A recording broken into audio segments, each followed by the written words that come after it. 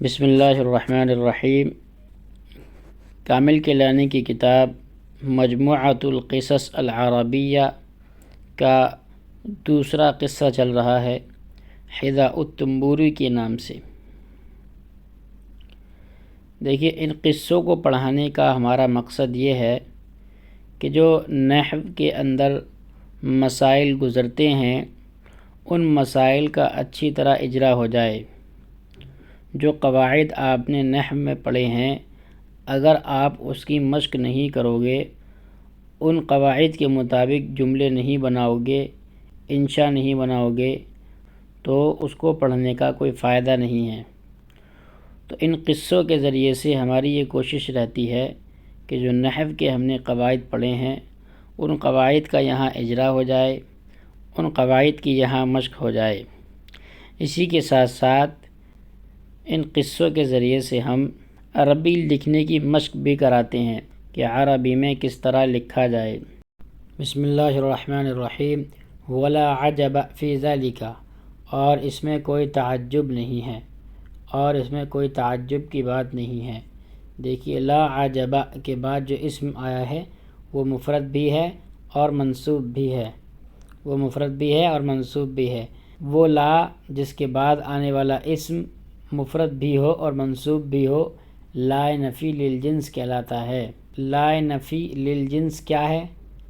اس کو آپ یوں سمجھیے کہ اردو میں آپ اس طرح بولتے ہو، گھر میں کوئی نہیں ہے، کلاس میں کوئی طالب علم نہیں ہے، بازار میں کوئی عورت نہیں ہے۔ تو اس طرح کے جملوں کو عربی میں لا نفی للجنس کے ذریعے سے تعبیر کرتے ہیں۔ گھر میں کوئی نہیں ہے، کہیں گے لا احد فی البیت، جیسے یہاں آیا لا عجب فی ذالک۔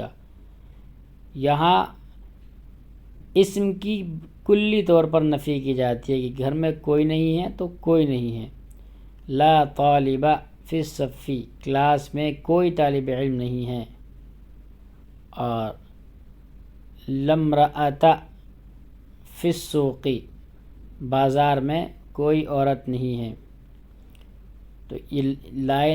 تو یہ مختصر طور پر لا نفی الجنس کا عمل ہے۔ اس کی جب بحث آئے گی تب پڑھائیں گے۔ فی الحال آپ اتنا ہی جانیے اور اس کے اوپر جملے بنائیے، کم سے کم 5 جملے بنائیے اور ٹیلی گرام پر ہمیں شیئر کیجیے۔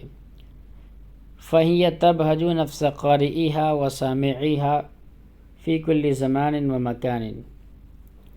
فَهِيَ سے مراد قصہ، تو یہ قصہ تبہج ای تطرب، خوش کرنا، تو یہ قصہ خوش کرتا رہا ہے، تبہج خوش کرتا رہا ہے، نفس قارئہا و سامعہا، اپنے پڑھنے اور سننے والے کے دل کو، فی کل زمان و مکان، ہر زمانے میں اور ہر جگہ پر، وانا واثق، اور مجھے یقین ہے، وثق یثق ثقۃ، یقین ہونا، جس چیز پر یقین ہوگا وہ من سے لے کے بعد آئے گا۔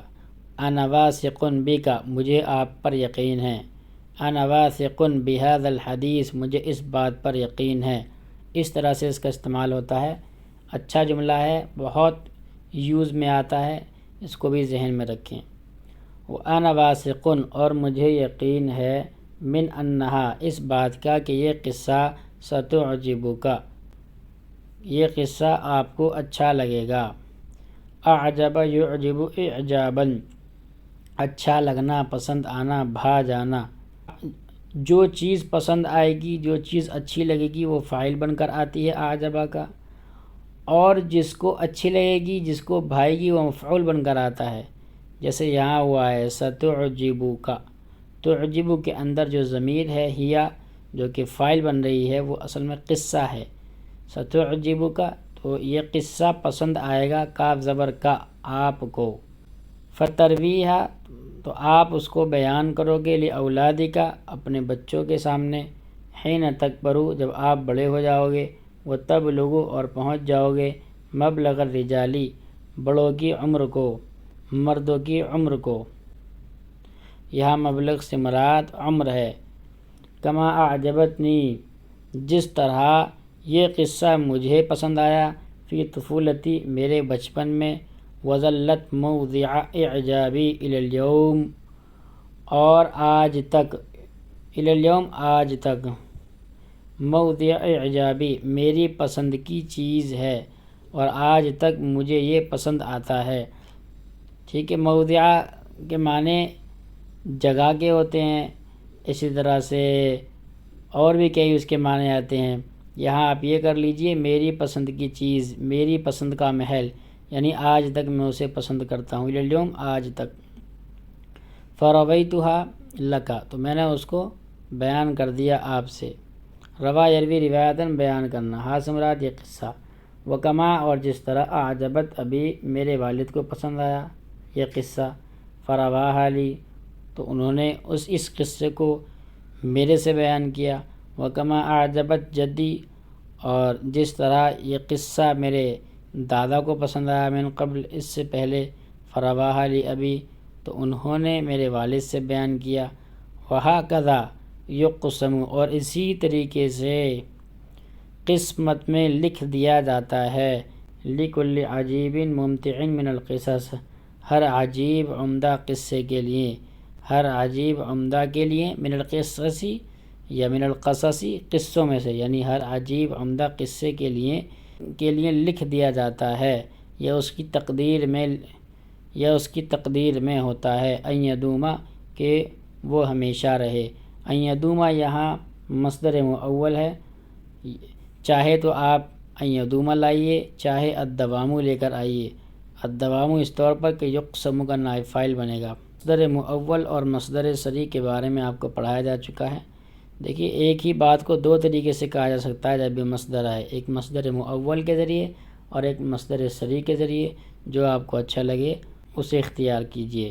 ایک بار ترجمہ اور دیکھیے، وہکذا اور اسی طریقے سے اور اسی طرح ہر عجیب عمدہ قصے کے لیے لکھ دیا جاتا ہے، ان یدوما کہ وہ ہمیشہ رہے یا دوام، کما جیسا کہ یقسم لکھ دیا جاتا ہے لابطالہ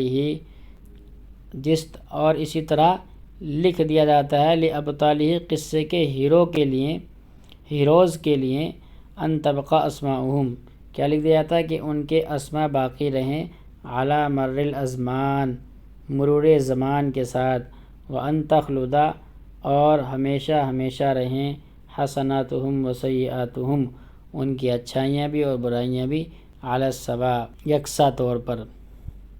تو اب دیکھیے یہاں کما یقسم لابطالہ ان تبقى اور یہاں ان تخلد، یہ دونوں کے دونوں مصدر مؤول ہیں، چاہے آپ ان تبقى ان تخلد کہیے اور چاہے آپ البقاء اور الخلود کہیے، لیکن اس وقت مضاف بنا کر استعمال کرو گے تو زیادہ اچھا ہوگا۔ آپ کو کہنا ہوگا کما یقسم لابطالہ بقاء اسمائہم علی مر الازمان وخلود حسناتہم وسیئاتہم علی السواء۔ اگر آپ کو عربی لکھنی سیکھنی ہے تو اس طرح کے جملوں کے اندر جملوں کے اندر تصرف کرنا اور ایک ہی جملوں کو کئی طریقے سے اور کئی ترکیبوں پر بنانا سیکھنا ہوگا۔ جتنا کلام میں تنوع ہوگا، جتنا آپ کی عبارتوں میں تنوع ہوگا، اتنا ہی آپ کی تحریر کو پسند کیا جائے گا۔ الصاحبان دو ساتھی، ولعلک عرفت ماذا اعنی بہذین الصاحبین ولعلک عرفت اور شاید کہ آپ پہچان گئے، ماذا اعنی میں کیا مراد لے رہا ہوں، بہذین الصاحبین ان دو ساتھیوں سے، فلیسا ہما پس وہ دونوں نہیں ہیں، کما یظن غیرک جیسا کہ آپ کے علاوہ دوسرے شخص گمان کرتے ہیں، کیا نہیں ہیں، شخصین من الاناسی انسانوں میں سے دو شخص، او صدیقین من الحیوانی یا جانوروں میں سے دو دوست، نہ وہ دو انسان ہیں اور نہ ہی دو جانور ہیں، بلکہ معاملہ بالکل الگ ہے، کلا ہرگز نہیں، بل ہما بلکہ وہ دونوں، کما رأیت جیسے کہ آپ نے دیکھا، حذاء و انسان ایک جوتا ہے اور ایک انسان ہے، اصطحبا دونوں ساتھ رہے ہیں، زمنا طویلا لمبے زمانے تک، فاصبح کلاہما تو دونوں کے دونوں اصبح کلاہما، کلاہما کے بارے میں نے پہلے بھی بتایا ہے، کلاہما، اسی طرح سے جمیعن، اسی طرح عین، اسی طرح کلن، یہ تاکید کے لیے لائے جاتے ہیں، معنوی تاکید ان کے ذریعے سے پیدا ہوتی ہے۔ اس کی بحث انشاءاللہ آئے گی، فی الحال آپ ترجمہ کرنا سیکھ لیجئے اس کا۔ فَأَصْبَحَ كِلَاهُمَا، تو وہ دونوں کے دونوں، جوتا اور انسان۔ کلاہما اس لیے آیا ہے، کلاہما حالت رفعی میں آئے گا، اور اگر حالت نصبی میں لکھیں گے کلا کو تو کلیہما لکھیں گے۔ فَأَصْبَحَ كِلَاهُمَا، تو وہ دونوں کے دونوں، يُنْسَبُ، منسوب کیے جانے لگے، اِلیٰ صَاحِبِهِ، ایک دوسرے کی طرف، ٹھیک ہے، وہ دونوں ایک دوسرے کی طرف منسوب کیے جانے لگے۔ وَلَا يُعْرَفُ إِلَّا بِهِ، اور ایک کو نہیں جانا جاتا مگر دوسرے کے ساتھ۔ آج کے لیے اتنے کافی ہے، انشاءاللہ باقی کل پڑھیں گے۔ مصدر مؤول اور مصدر صریح کے اوپر کم سے کم 5 جملے بنائیے۔ 5 جملوں کا مطلب 10 جملے جو آپ مصدر صریح سے بناؤ گے انہی کو مصدر مؤول میں منتقل کرنے ہیں، اور جو آپ مصدر مؤول سے بناؤ گے ان کو مصدر صریح میں منتقل کرنے ہیں۔ اس طرح 10 جملے ہو جاتے ہیں، انشاءاللہ بہت کام آئیں گے، عبارتوں کو سمجھنے میں بہت آسانی ہوگی، خاص طور پر اشعار کو سمجھنے میں آسانی ہوگی۔